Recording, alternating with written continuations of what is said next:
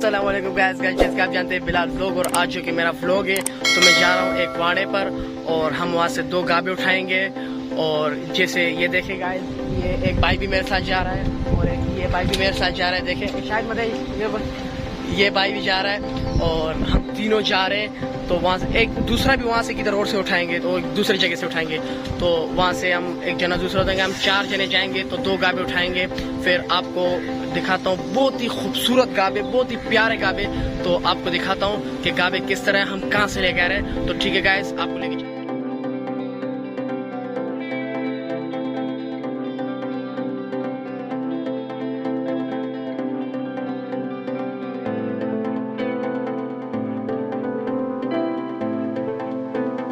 अभी मैं पहुंचा हूं यहाँ पर। भाई को मैंने उठा लिया है, अभी हम 4 जने बराबर हो गए। अभी हम जा रहे हैं।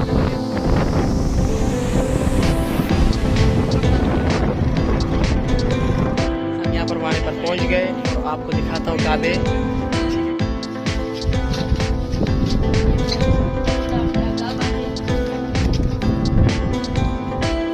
तो गाइस ये रहे वो काबे जिसको हम लेके जाएंगे। ये रहा और गाइस एक वो रहा।